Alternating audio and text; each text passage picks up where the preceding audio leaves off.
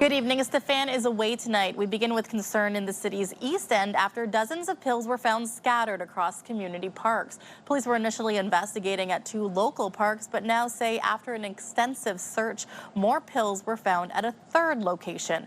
The parks Blue Willow, Silver Birch, and Rousseau are all located in the same area off Orleans Boulevard near Navin and Ennis Roads. CTV's Dylan Dyson reports. Silver Birch Park in Orleans has always been a family-friendly place for Monique Brunet-Sauvard to bring her grandkids. We come to this park all the time, so to hear of an incident at our park, it's very strange, and it's never happened before, so we'll just be diligent and watch out for whatever's around, but yeah, it's usually very safe. But over the weekend, Ottawa police say they retrieved more than 100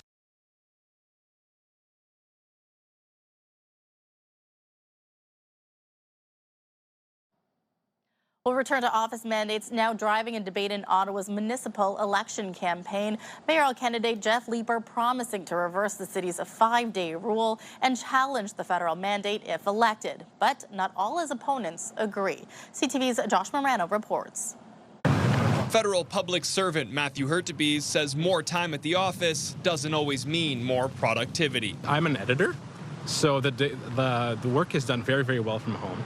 In fact, I would argue sometimes better at home because it's quiet. A mayor can't change Hurtubise's schedule, but candidate Jeff Leeper says he would lobby the federal government to reverse its policy if elected. My encouragement to the federal government will be to reverse those return to office mandates. We don't have the transportation and infrastructure to handle it. And frankly, I think it's good for the city as well to pursue that course. At City Hall, Leeper says he would remove the 5-day mandate and allow hybrid work whenever possible. My proposal is that we would continue to give workers at the City of Ottawa maximum flexibility to choose the working arrangements that work for their families and for their own needs as well. I work in the private sector, so I have to be in the office 5 days a week. Yeah, I think there should be a lot more flexibility when it comes to work from home for everyone. Leeper isn't the only challenger promising pushback. Candidates Neil Saravanamutu says Ottawa isn't ready for the federal mandate, while Alex Lawson wants both blanket policies reversed. Sutcliffe's campaign takes a different view, saying managing city employees is the city manager's responsibility, not the mayor's, adding playing politics with human resources is counterproductive and performative. When it was 2, that was perfect because you're still at home most of the time, but you still get to see your colleagues and your people for 2 days a week. That'd be great. Josh Morano, CTV News. Well, apologies for the technical difficulties. Let's return to our first story concerning the city's East End after dozens of pills were found scattered across community parks. Police were initially investigating at 2 local parks, but now say after an extensive search, more pills were found at a 3rd location. CTV's Dylan Dyson has this story. Silver Birch Park in Orleans has always been a family-friendly place for Monique Brunet-Sauvard to bring her grandkids. We come to this park all the time, so to hear of an incident at our park, it's very strange, and it's never happened before, so we'll just be diligent and watch out for whatever's around, but yeah, it's usually very safe. But over the weekend, Ottawa police say they retrieved more than 100 pills scattered across Silver Birch Park, Blue Willow Park, and Rousseau Park, all located within 750 meters of each other. I saw one picture where it was, like white capsules. Police say the pills were scattered near bushes and trees, across grass, and concealed inside acorns. Councillor for the area, Catherine Kitt, says that points to malicious intentions from whoever put them there. The pills inside the acorns sort of lead you to believe that there was, something nefarious there, that it wasn't just, an accident that somebody, dropped a bunch of pills or something like that. It seems more intentional. Police have yet to identify what type of pills they are, but are testing to determine the substance. I told the grandkids,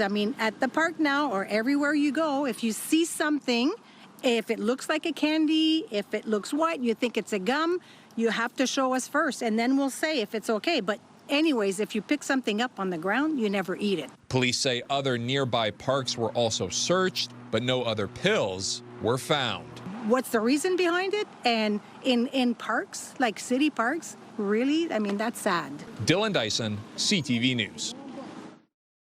Meantime, we're also getting a clearer picture tonight of what some of the mayoral candidates want to do to help rural communities in Ottawa. There are 26 different villages in the city of Ottawa, from Richmond to Manotick to Cumberland Village. And those running for the city's top job want to put a spotlight on their needs with rural policies that include improvements to roads, as well as giving rural residents a bigger say at City Hall on where tax dollars are spent. CTV's Leah LaRocque has this story. Richard Chartier loves living in the village of Richmond, but doesn't love the state of rural roads. Not safe, not wide enough, not big enough, dangerous for my motorcycle. There are big promises from those running for Ottawa's mayor. We have to make sure that rural residents don't feel like everything's happening downtown. Mark Sutcliffe vowing an extra $50 million for rural roads. A lot of roads that are traveled by residents and by farm equipment and vehicles. So it's important that we're investing in those roads. Mark Sutcliffe is also promising to give rural Ottawa a bigger say in how road and traffic dollars are spent. Instead of having rural projects lumped into citywide projects, those decisions would go directly through the city's Agricultural and Rural Affairs Committee. Communities like Richmond, they want to feel like their voices are being heard. That's achievable if we give some additional authority and autonomy to the rural councillors. If re-elected, he's also vowing to advance talks on a ring road to ease congestion. The ring road. You're speaking to my heart. I'm a big proponent. It should have been done years ago. Candidate Alex Lawson is pledging to require rural assessments and to improve rural infrastructure maintenance. Candidate Neil Saravanamutu would create community road safety councils and regional planning panels. And candidate Jeff Leeper has not yet released his rural platform. Regardless of who's elected mayor, though, they have to recognize that rural Ottawa really is unique within that one Ottawa system. Newly acclaimed Councillor David Brown represents much of rural Ottawa. 80% of Ottawa being rural, and that has to come into effect and practice when we're making decisions out here. Residents hoping the next term of council is a little less of a bumpy ride. Well, they aren't very good. Lots of holes and bumps, cracks. Terrible. Plain and simple. A lot of potholes still. Leah LaRocque, CTV News.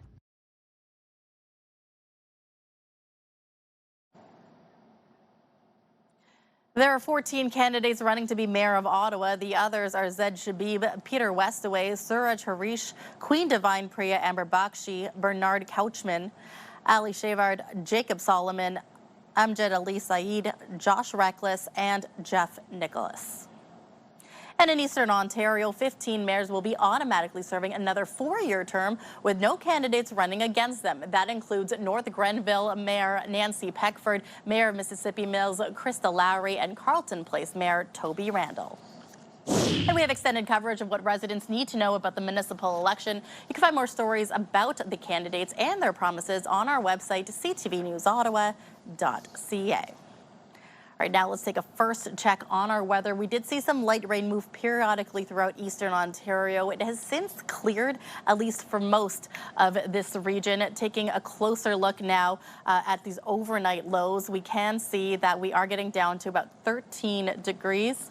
Our weather seems to be locked up right now, but we will get to that in a bit. For the most part, though, overnight conditions are fairly clear. There it is, 14 degrees overnight to 22 for tomorrow, 40% chance of showers. Those northerly winds making things seem fairly cool. Isolated showers are in store, but for the most part, we are anticipating a mix of sun and cloud. We will get a closer look at your long-term forecast in just a bit. Ottawa police now deeming the suspicious death of a woman over the weekend as a femicide. The victim, identified today as 27-year-old Cassie Fevrier, 34-year-old Kingsley Nuide, was also found dead. Now, police have not said what the relationship is between the two individuals. Nuide was found with serious injuries that were considered suspicious after a single vehicle crash near Papineauville, Quebec around 1 a.m. Saturday. He died in hospital. Now, later that morning, officers went to a home on Gigas Avenue in Lowertown when they found Fevrier's body. Police say the investigation remains ongoing. A cyclist is in hospital with serious injuries after being struck by a vehicle in the city's West End this afternoon. The crash happened at the intersection of Carp Road and March Road just after 3 p.m. Paramedics say a man on a bike was hit by a small SUV and was trapped under the vehicle. He was extricated by firefighters and brought to hospital with serious but non-life-threatening injuries. And the trade war between Canada and the U.S. continues to escalate, with the federal government preparing to announce retaliatory measures against the U.S. Meanwhile, Premier Doug Ford telling Donald Trump to bring it on. This morning, Ford reacted to Trump's threat to increase tariffs on cars and trucks with some colorful language. Here's some of what he said, speaking on News Talk 580 CFRA's The Morning Rush with Bill Carroll. Well, he can kiss my ass as far as I'm concerned. We're going to go at him full steam. And we buy 400% more cars than anyone in the world. The U.S. president took notice of Ford's comments and fired back. In a Truth Social post this afternoon, Trump called Ford, quote, the less charismatic, intelligent, and overall unimpressive brother of the late, great Rob Ford. He also referred to Prime Minister Carney as governor and called Ford Carney's flunky. Trump called the two clowns and said someone should get them to, quote, fall in line or the consequences for Canada will be far worse. Not to be intimidated, Ford shot back, saying he wouldn't take advice off a guy who is the king of bankruptcies. Meantime, all of the tariff uncertainty is having an immediate effect on local businesses, including a Black Coffee Apparel, an Ottawa-based online retailer. The company plans to stop shipping south of the border, saying they believe it's too risky to keep sending its goods into the U.S. The company works with independent artists to design the apparel, from skateboards to clothing and hats. They say about 15% goes to the United States, especially at peak holiday times. It also buys some material from the U.S., and with new tariffs, it can't afford to continue. There's also a risk of losing their product and profit if a buyer doesn't pay the tariff. I think when policies are rolled out so quickly and without a lot of thought, there's not sort of anything universal in place. It creates more risk for us, because if there is a tariff charged on something we send across the border, if the person doesn't accept delivery because they don't want to pay the tariff, because they don't know they had to pay the tariff, then we may not get that product back. The company told customers on social media it will stop shipping to the U.S. starting tomorrow. Well, the shakeup continues for the Ottawa Redblacks, adding a new face to the team's football leadership amid a winless season. These details after the break. The Pride flag is now flying high at Ottawa City Hall. It was raised today as the city officially launches Pride Week. Capital Pride celebrations and events are running until August 30th, wrapping up this Sunday with the Pride Parade through the downtown core. OC Transpo is sharing new details on its financial situation and projected deficit this year. The transit agency forecasting a $12 million shortfall for 2026. However, that includes a placeholder for $47 million in funding from the provincial government, which has not been announced. That funding would only come through when the province uploads the LRT to Metrolinx, but negotiations are still underway. Staff say the deficit is largely due to lower than anticipated ridership, which is caused by bus reliability issues at the start of the year. Well, we'll get another look at our weather forecast now. Tomorrow is very similar to what we did see today. First of all, here's a live look through our Centennial Glass Sky Cam. It's cooled down quite a bit. 15 degrees. There's a little bit of some residue left over from the light rain that had moved through the last hour or two, but it should be clearing by the next couple of hours. However, tomorrow morning, there's still the chance that we could see about a 30% chance of showers throughout our Tuesday. 16 degrees, though. We will see some sunshine moving in, warming up to about 22 around 4 p.m. Those humidity levels will feel closer to 27. Here is a snapshot of what we can expect for conditions. Lots of cloud cover, especially for the Valley, Pembroke and Renfrew, Kingston as well, but we could see a little peak of sunshine for Ottawa, perhaps Smiths Falls, even Brockville. By the time we get to noon, moving on to 5 p.m., we could see isolated showers rolling in periodically, but it could be a light drizzle. We won't be anticipating much in terms of torrential downpour. However, tonight's lows across eastern Ontario quite cool, 14, 15 degrees. Tomorrow's daytime highs, we're still reaching that 20-degree weather, 21, 22 anticipated. We did mention those humidity factors factors making an impact as well, feeling closer to about 25, 26 by the time we get to the late afternoon. Now for Wednesday, you can leave the umbrella at home. Mix of sun and cloud is what we are anticipating. We will get a break from the precipitation. It won't last very long, though. Thursday and Friday, the chance of showers will return to eastern Ontario. Temperature-wise, though, we are averaging seasonal about 25, 26 for the next few days, but things are going to cool down to 23 degrees by the time we get to the weekend. Well, the winless Redblacks are making changes, bringing in a longtime CFL executive as senior football advisor. Jim Popp was with the Owls for 21 seasons at the Montreal Alouettes, and in almost 30 years in the league, he saw his teams win 5 Grey Cups, more than any other GM. The Redblacks say he will advise OSEG CEO Mark Gowdy and work alongside head coach and GM Ryan Dinwiddie. The Redblacks fired VP of Football Operations Sean Burke yesterday after a Thursday loss to Montreal put the team record at an abysmal 0-10. Reimbursing the taxpayers of the city of Pickering is the right thing to do. Several municipalities say Ontario still hasn't paid them for Greenbelt related expenses. We'll have more after the break.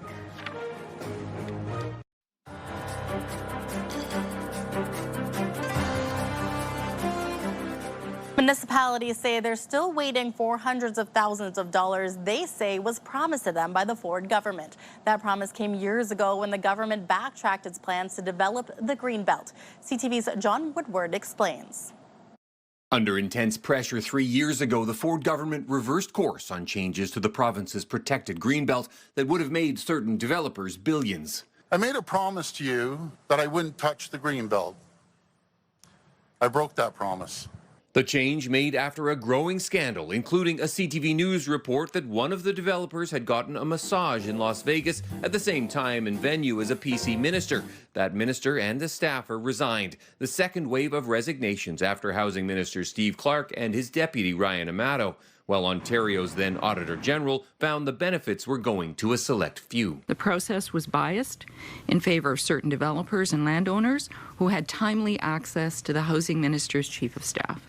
Brought in to clean up, Paul Calandra, who promised municipalities wouldn't have to pay for all the work they had done prepping for development or managing boundary changes. Reimbursing the taxpayers of the city of Pickering is the right thing to do. That was all in 2023. Now it's 3 years later, and many of those municipalities say they're still waiting for the cash. Pickering says it has not received reimbursement for these specific costs of $360,000. Durham Region confirmed it has not received funding related to these costs, and Guelph said the information is accurate, that it's still waiting. All said they hope to continue working with the province. Reached at an event in Hamilton, NDP leader Marit Stiles laid this at the feet of the Premier. Was he just misleading everybody, saying he was going to pay them back for all those fees, all that hundreds of thousands of dollars that our communities are out of pocket for his corruption, for his mistakes? The Ford government is downloading the cost of their Greenbelt scandal onto the backs of municipalities and the people of Ontario. Also still hanging after 3 years, the RCMP investigation into the deal. The Force saying Monday, be assured that the RCMP's Sensitive and International Investigations Unit is conducting a thorough investigation. That investigation is ongoing. To protect the integrity of the investigation, we cannot provide information at this time. John Woodward, CTV News.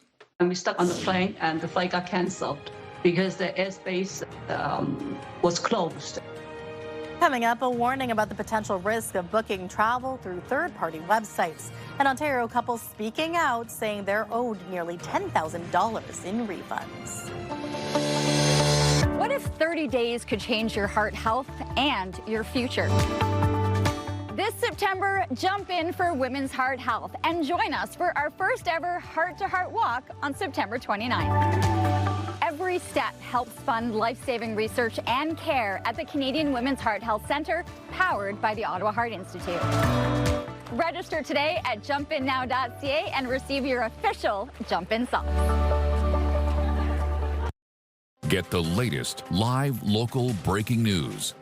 Sign up now for our morning and evening CTV News Ottawa newsletter. The best local content from CTV News, Your Morning Ottawa, and News Talk 580 CFRA. Get it all in one place. Sign up now at ctvnewsottawa.ca. The CTV News Ottawa newsletter is brought to you in part by CAA Business.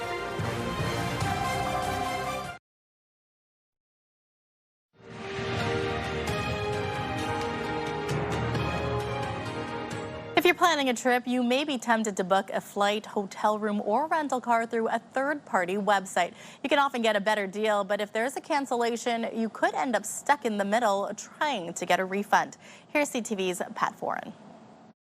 Very disappointed, but on the other hand, safety comes first. Vivian of Mississauga asked we only use her first name. She flew to Poland in March to meet her husband, and they planned an anniversary trip. First to Abu Dhabi in the United Arab Emirates, and then on to the Maldives Islands in the Indian Ocean. They were on the plane ready to take off when the conflict in the Middle East caused the airline to cancel their flight. Unfortunately, the war broke out and we stuck on the plane and the flight got canceled because the airspace was closed in Abu Dhabi. The two round-trip tickets cost almost $10,000. When Vivian contacted the airline, Etihad Airways, she was told she was entitled to a full refund. But because she booked through Expedia, the money would have to be refunded to the booking website first. Etihad Airways issued the refund of almost $10,000 to Expedia, and Vivian was told she would get her money back in 4 to 8 weeks. But she never did. We expect a refund by April. And then we call in April and never happened. They said another 4 to 8 weeks. Months passed, and despite promises, the refund never showed up. Vivian became concerned she might never get it. Everybody said the same thing, but I just don't see the money back. I don't see my money. When CTV News reached out to Expedia on Vivian's behalf, a spokesperson said, upon investigation, her refund request was submitted incorrectly to the airline. We sincerely apologize for the inconvenience this caused. Expedia then refunded the $9,934 right away, which was great news for her. You got the money back, a full refund, and plus they give us a $400 credit. We really appreciate the help. Wish all the best for CTV. Pat Foran, CTV News. Pumpkin spice latte for Martha? It's never too early for pumpkin spice lattes, right? Starbucks teasing when we can see the return of its iconic fall beverage with help from an icon dubbed the Queen of Fall. The National Capital Region is jam-packed with incredible experiences you don't want to miss. Hey, it's Tanea Taylor, your iHeartRadio Weekender, powered by Barhaven Ford. Get the inside scoop on all the biggest and best events every Thursday, Friday, and Saturday on CTV, Move 100, Pure Country 94, TSN 1200, and News Talk 580 CFRA. iHeartRadio Weekenders is powered by Barhaven Ford. Employee pricing on now.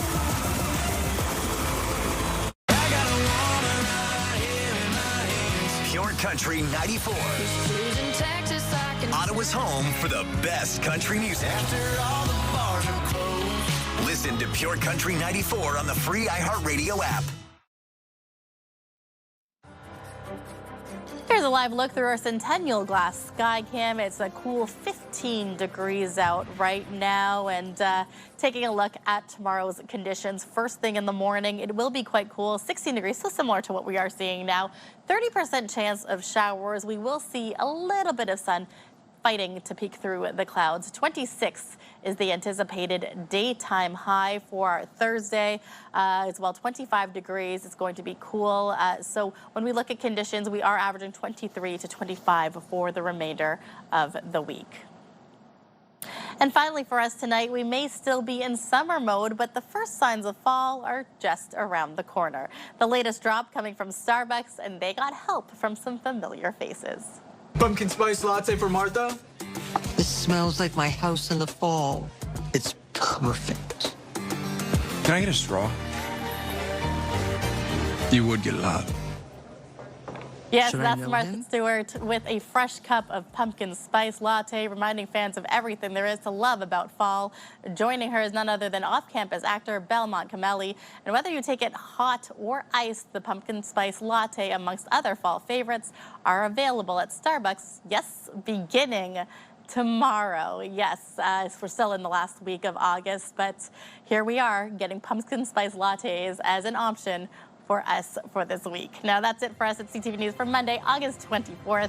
CTV News continues online anytime with our digital team keeping you up to date at ctvnewsottawa.ca. You can also watch our newscast live on the CTV News app anytime. And for news on the go, listen to News Talk Radio 580 CFRA. And for all of us at CTV News, thanks so much for watching. Have a wonderful evening.